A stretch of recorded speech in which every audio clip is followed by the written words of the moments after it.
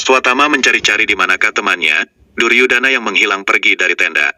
Ia berhasil menemukan temannya itu terduduk lemas di sebuah pohon. Putra Drona ini segera mengajak untuk kembali ke tenda. Duryudana sudah sangat patah semangat. Ia justru menyuruh Aswatama agar segera membawa beberapa prajurit agar membawa jenazahnya. Duryudana merasa sudah mati setelah kematian Karna, dan berarti kekalahannya tidak bisa terhindarkan. Pihak Duryudana sudah merasa tidak punya kemampuan, tidak punya harapan dan tidak punya kemungkinan lagi. Duryudana begitu sedih setelah pemusnahan teman-teman dan juga saudara-saudaranya. Aswatama berusaha untuk menguatkan iman temannya dan berjuang untuk kemenangannya. Duryudana menyesali karena yang tidak menghabisi satupun dari Pandawa karena ia adalah putra tertua Kunti. Setelah kematian Karna, kekalahanku takkan terhindarkan lagi. Semua saudaraku bahkan sudah meninggal. Guru Drona, kakek Bhisma, temanku Karna, Raja Trigarta, Susarma, Raja Jayadrata, semua sudah pergi meninggalkanku, teman. Pasukan kita juga sudah banyak yang mati. Sudah tidak ada kemungkinan lagi, temanku.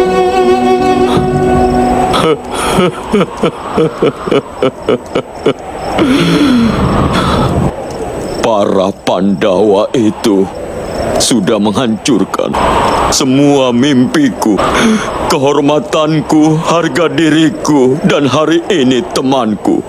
Mereka sudah musnah semuanya. Aku hanya punya satu kekuatan saja. Yang kupunya kekuatan persahabatan.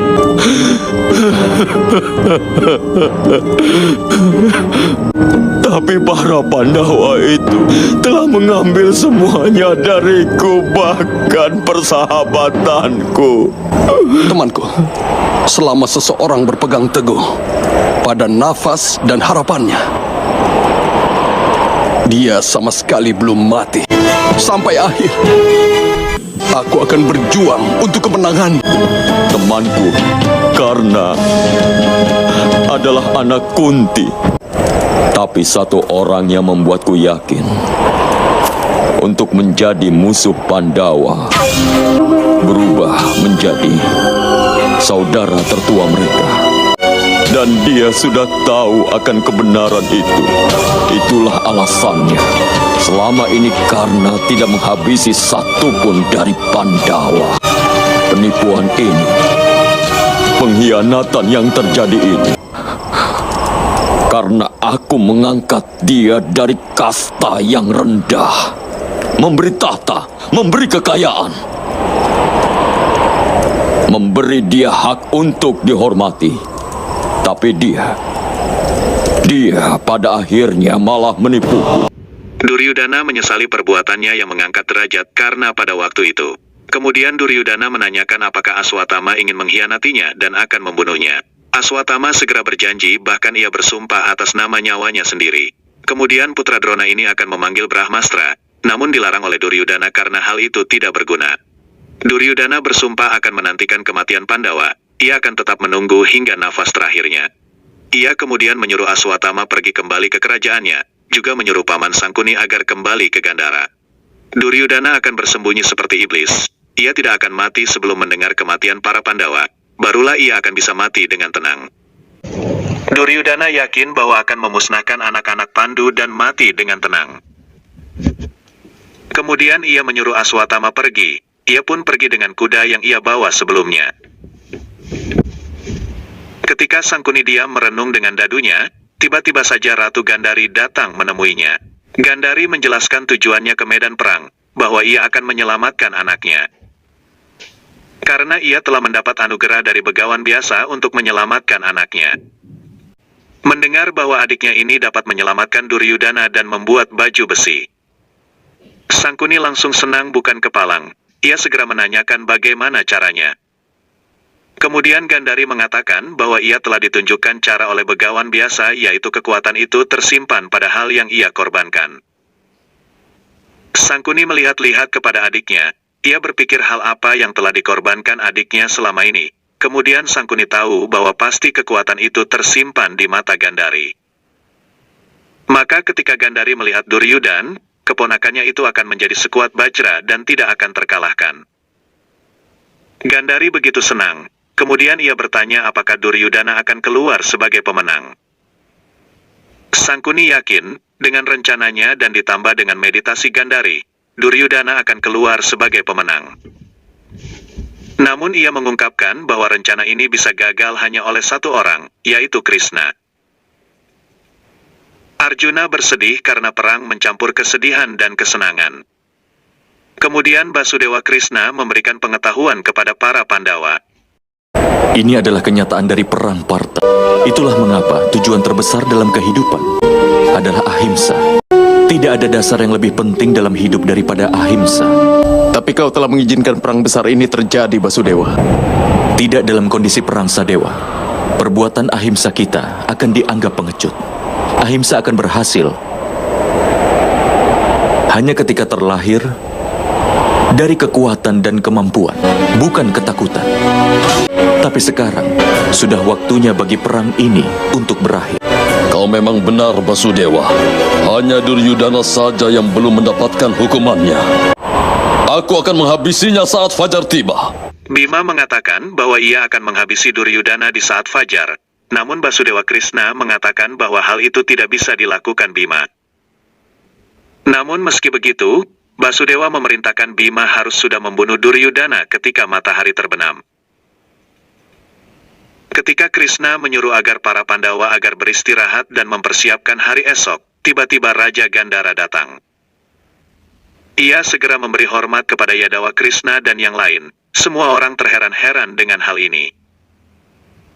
Sangkuni mengatakan bahwa ia datang untuk memuji semuanya. Bima segera menyahuti bahwa Duryudana belum mati, dan Sangkuni juga belum mati. Ketika Bima memegangi leher paman Sangkuni, ia segera mengatakan bahwa ia datang untuk melawan Basudewa Krishna dalam pertempuran lain.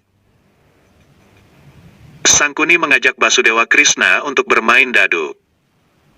Jika Krishna kalah, ia harus mengumumkan bahwa Duryudana sebagai pemenang, dan jika ia yang kalah, maka ia akan menyatakan Yudhishthira sebagai raja yang sah. Basudewa meyakinkan bahwa ia tidak akan mempertaruhkan Pandawa, namun hanya akan mempertaruhkan dirinya sendiri. Kemudian Krishna menyuruh agar Sangkuni memikirkan ulang keputusannya.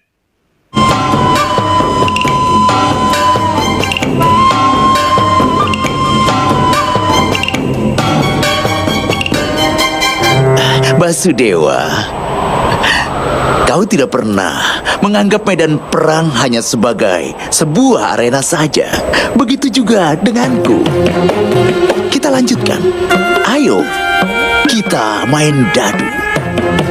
Perilakumu yang sangat membahayakan kehidupan orang lain untuk menguji takdirmu masih tidak berubah, Raja Sangkuni. Tetapi, aku tidak akan pernah mempertaruhkan Pandawa ataupun bahkan Duryudana sekalipun. Jika aku kalah nanti, aku akan mengorbankan diri. Tetapi kalau kau yang kalah, kau harus melakukan hal yang sama. Pikirkanlah hal itu. Jika aku mati dalam permainan itu akan menghancurkan keteguhan hati para Pandawa. Dan Duryudana juga akan dinyatakan sebagai raja yang sah. Aku bahkan bersedia bermain dengan dadumu itu yang kau sombongkan, layaknya sebagai pelayanmu. Aku setuju, Basudewa. Sangkuni menyetujui hal tersebut. Sangkuni dengan Basudewa Krishna datang dan bermain dadu berdua. Sangkuni memulai permainan dan mengatakan bahwa dadunya adalah takdir dan keinginannya. Kemudian ia mempersilakan Basudewa Krishna. Sang Narayan belum memegang dadu namun sudah berbicara. Hal ini membuat Sangkuni tidak paham apa yang ia maksudkan. Berapapun angka yang aku minta, itulah yang aku dapat. Dan takdirku adalah daduku juga, Paman Sangkuni. Angka diperoleh dengan kehendak yang kuasa.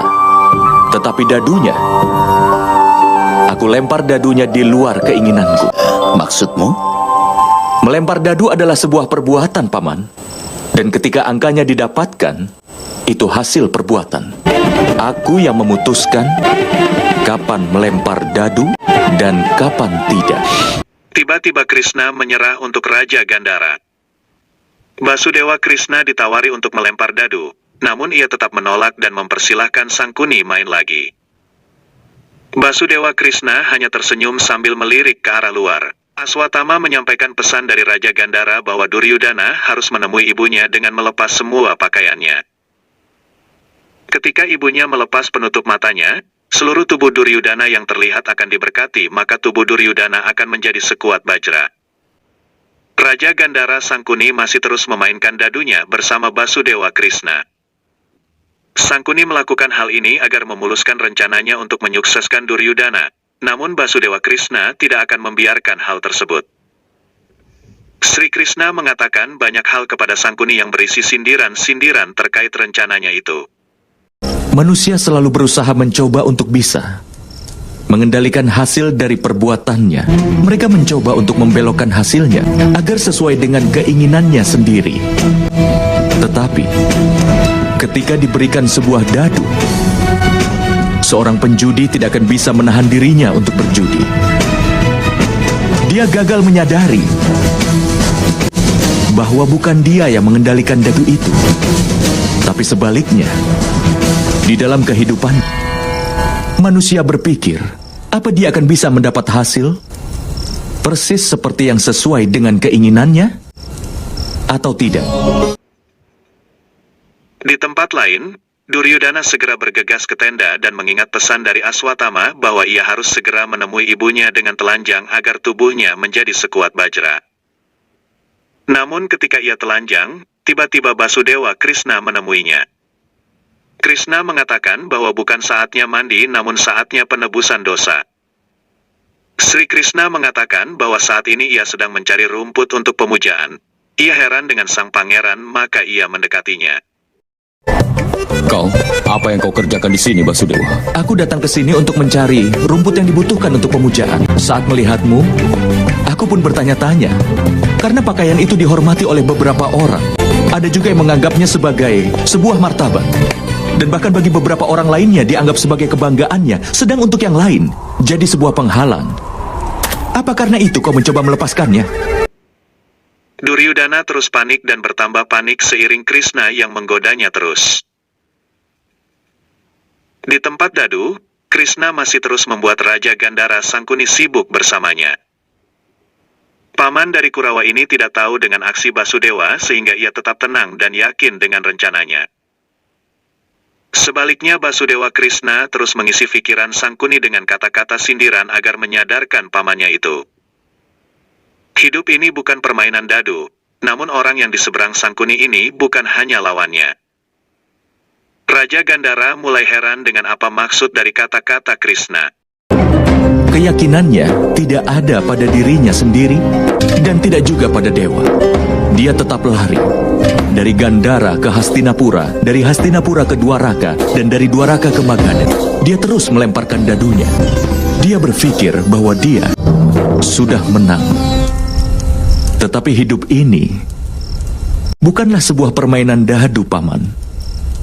Orang yang sedang duduk di seberangmu ini bukan hanya lawanmu. Duryudana menyuruh Basudewa Krishna pergi agar tidak menghalangi jalannya hari ini. Krishna mengatakan bahwa ia hanya menyebarkan kebaikan di dunia ini. Berbicara tentang kebenaran tidak cocok untukmu, Basudewa. Semua kecurangan yang telah kau rencanakan untuk mengalahkanku sudah aku ketahui. Tentu saja. Dan aku juga telah memberitahumu bahwa akan ada kecurangan di dalam perang ini. Dan dari kedua belah pihak. Tapi aku sama sekali bukan penyebab dari kekalahanmu, Pangeran. Kau adalah orang yang disalahkan untuk ini. Keputusanmu ditandai oleh hasratmu. Dan itu bukan kesalahanku. Kedua orang ini terus-menerus beraksi dengan kelucuan masing-masing. Sri Krishna seolah mengetahui dan mengatakan bahwa ia tahu tentang Duryudana yang akan menemui ibunya untuk mendapatkan berkat tubuh sekuat bajra. Duryudana mengatakan bahwa ia akan melakukan dan menemui ibunya hari ini dan esok akan segera menghabisi Pandawa. Tapi akan kulakukan hari ini. Dan besok aku akan menghabisi para Pandawa. Ketika Basudewa Krishna akan pergi, tiba-tiba Duryudana memanggil Basudewa Krishna yang telah menjebaknya. Krishna mempengaruhi pikiran Duryudana dan mengatakan bahwa perbuatannya itu tidak benar. Jadi sekarang kau bersikeras supaya aku beritahu, kau akan pergi menemui ibumu dengan tubuh yang tanpa tertutupi pakaian. Dan sesuai kepercayaan dan tradisi kita, anak laki-laki tanpa pakaian di depan ibunya artinya sama saja seperti akan menghabisi ibunya sendiri. Dosa seperti ini akan menjadi alasan atas kekalahanmu, pangeran. Pikirkanlah hal itu. Duryudana berpikir bahwa pertarungan gada tidak boleh memukul pinggang, dan bagian tubuh lain akan mendapatkan perlindungan, maka bagian bawah pinggang tidaklah masalah. Krishna mengatakan bahwa hal tersebut terserah pada Duryudana, kemudian ia pamit pergi meninggalkan Duryudana yang akan menemui ibunya. Krishna terus-menerus membuat Sangkuni kebingungan dengan aksi dari musuhnya ini. Bahkan kali ini Basudewa kembali menantang untuk bermain dadu lagi. Sangkuni mengatakan bahwa ia tidak paham dengan maksud dari Basudewa. Sangkuni semakin terheran-heran melihat gerak-gerik Krishna. Sang Narayan ini semakin menjelaskan maksud tujuan dari kata-katanya. Besok pagi, keponakanku Duryudana akan berhasil menghabisi para Pandawa. Dan kau harus membakar dirimu di dalam api. Itu akan menjadi kemenanganku nanti. Paman Sangkuni, Basudewa, apa kau benar-benar yakin kalau Pangeran Duryudana akan memiliki perlindungan untuk tubuhnya? Atau apakah masih ada bagian lain yang tidak terlindungi di tubuhnya? Duduklah, Paman. Kalau kau pergi, permainan ini tidak akan selesai. Dan kau harus membakar dirimu sendiri.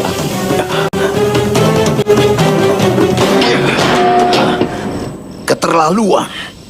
Dasar penipu, kau pengkhianat. Tipuan apa yang telah kau lakukan saat ini, pengkhianat? Aku hanya bilang pada Pangeran Duryudana bahwa tidak pantas seorang anak laki-laki menghadap ibunya tanpa menggunakan pakaian sehelai pun. Itu memang benar, bukan? Karena itu adalah dosa. Sangkuni faham dengan apa yang dimaksud Basudewa. Ia begitu marah dan segera pergi menyusul keponakannya. Krishna menghentikan pamannya itu dan mempersilakannya duduk untuk meneruskan permainan atau akan membakar dirinya sendiri di atas api. Sangkuni mengumpat-umpat kepada Krishna. Sang Narayan ini juga menggoda Sangkuni. Raja Gandhara ini pergi meninggalkan Basudewa Krishna begitu saja. Raja Gandhara Sangkuni berlari dengan tergesa-gesa dan berteriak memanggil-manggil keponakannya. Sedangkan Duryudana sendiri sudah pergi menemui ibunya dengan menutupi pinggang hingga pahanya. Ia menghadap ibunya dan Gandhari segera bersiap untuk memberikan hasil dari meditasinya.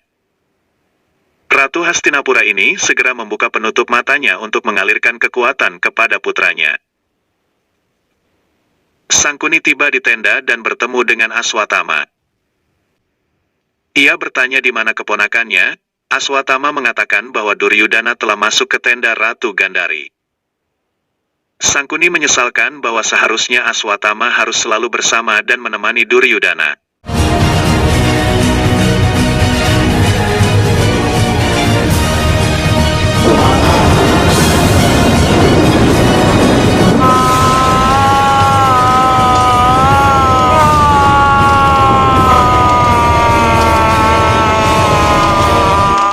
Tubuh Duryudana menyala ketika ia mendapatkan anugerah dari ibunya. Saat selesai, tubuh Duryudana bereaksi dan membuat ledakan di tenda tersebut.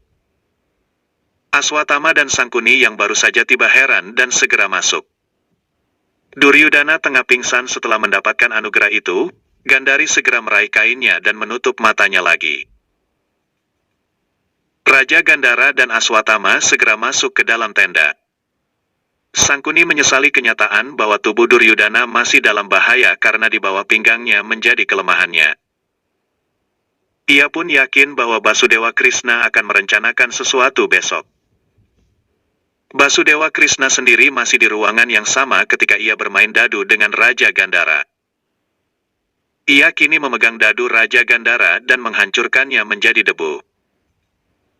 Pada akhirnya Basudewa Krishna meniup debu hasil dari dadu yang ia remukkan dengan tangannya.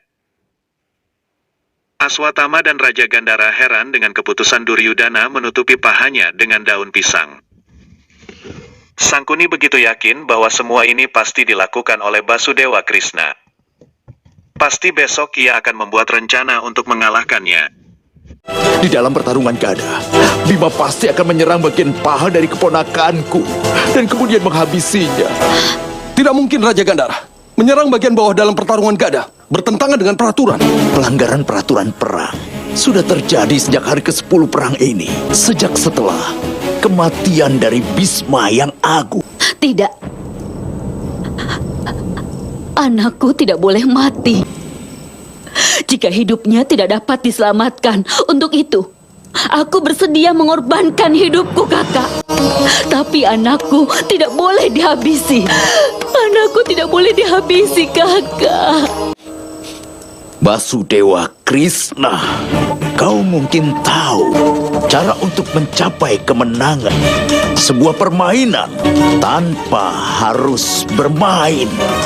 Tapi aku Sangkuni punya kelicikan untuk mengecoh saat kau bermain.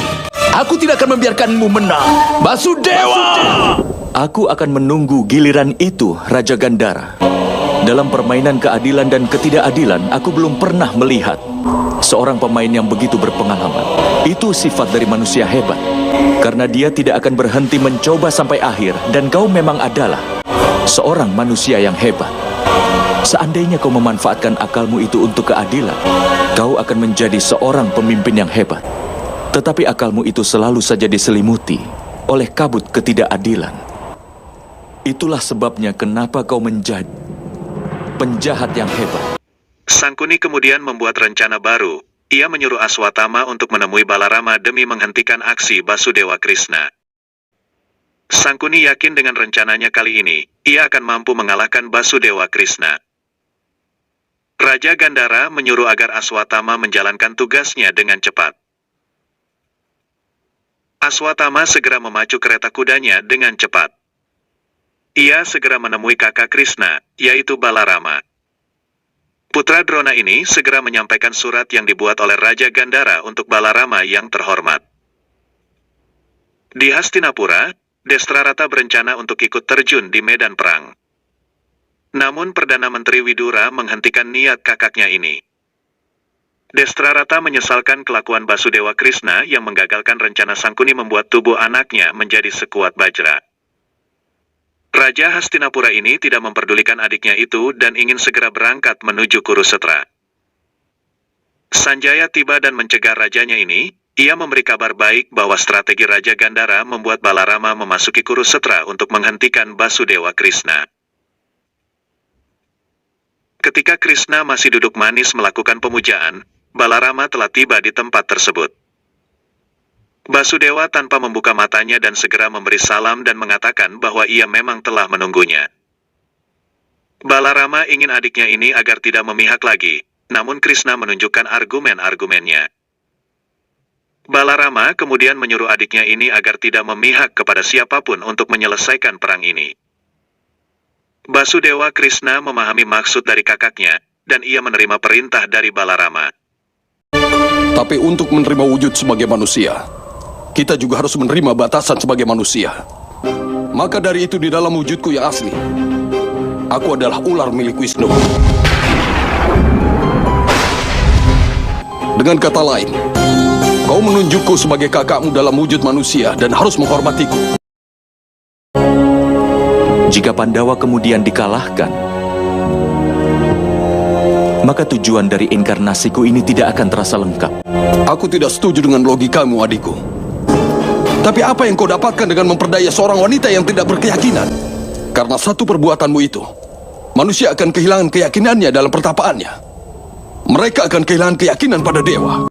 Tidak seorang pun akan menyembahmu di masa depan. Perbuatan yang berbahaya apa yang telah kulakukan, Kak? Seorang ibu ingin memberi hasil meditasi ke anaknya, dan dia ingin memberikan kepada anaknya yang tersisa. Tindakan itu bukanlah hal yang salah. Seorang ksatria mendapatkan baju pelindung Itu adalah hal yang wajar. Tapi kau telah menanamkan keraguan di pikiran Duryudana. Kau menyebabkan satu dari organ tubuhnya lemah di medan perang. Dan kau akan memberikan petunjuk bagian lemahnya itu pada Bima agar dia bisa menghabisi Duryudana. Kenapa kau biarkan ini terjadi? Manusia sering tidak mewujudkan tujuan hidupnya dan gagal untuk mengerti nilai kehidupan itu. Untuk dapat menegakkan kebenaran itu, harus dibayar dengan darahnya sendiri. Kebenaran yang seperti ini tidak akan dapat dihancurkan dengan mudah. Jika itu permasalahannya, lalu kenapa kau tidak biarkan saja para Pandawa yang membayarnya untuk itu? Kenapa kau selalu membantu mereka di setiap jalannya? Lalu apa perintahmu, Kak? Kau tidak akan mengarahkan Bima ke jalannya untuk menang. Kau tidak akan memberitahu siapapun tentang kelemahan Duryudana. Dengar, Krishna. Perang ini akan segera berakhir. Itulah kenapa aku berharap sekali ini saja, hanya sekali. Aku ingin Pandawa berusaha sendiri menuju jalan kemenangannya. Aku tahu benar kenapa Sangkuni memanggilku kemari untuk menghentikanmu, untuk membatasi gerakanmu.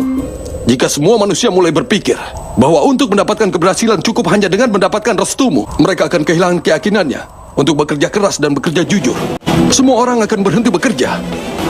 Karena itulah Basudewa Krishna, aku sebagai kakakmu dalam wujud manusia ini, aku memohon padamu, demi kesejahteraan manusia, kau harus menghidupkan kembali semangat di antara manusia. Kau memang benar, Kak Balarama. Aku berjanji padamu bahwa aku tidak akan membantu mereka lagi di dalam perang ini. Aku akan membiarkan para Pandawa menemukan jalan mereka sendiri. Bahkan meski Duryudana muncul sebagai pemenang, aku tidak akan menghentikannya. Sangkuni masih terus menunggu kesadaran keponakannya pulih. Sangkuni telah berhasil membuat Balarama membatasi gerak Basudewa Krishna. Keponakannya telah berhasil menerima anugerah dari Gandhari. Kemudian Sangkuni menyuruh beberapa pengawal untuk memukul tubuh Duryudana dengan senjata. Duryudana mulai bereaksi dan menunjukkan gerakan-gerakan ketika para pengawal itu melemparkan senjatanya dengan sia-sia. Duryudana bangkit berdiri dan senjata dari para pengawal tidak berefek apapun kepada tubuh Duryudana. Raja Gandhara Sangkuni memberi selamat kepada keponakannya yang berhasil menerima kekuatan pada tubuhnya. Duryudana yakin bahwa hari esok tidak akan ada kendala untuk kemenangannya. Keponakanku, selamat! Dengan menerima tubuh sekuat Bajra, kau akan menang. Meditasi adikku tercinta selama ini telah berhasil. Tidak, Paman. Ini adalah keberhasilan dari kerja kerasmu selama ini. Hari ini tidak akan ada kendala. Untuk kemenanganku tidak akan ada.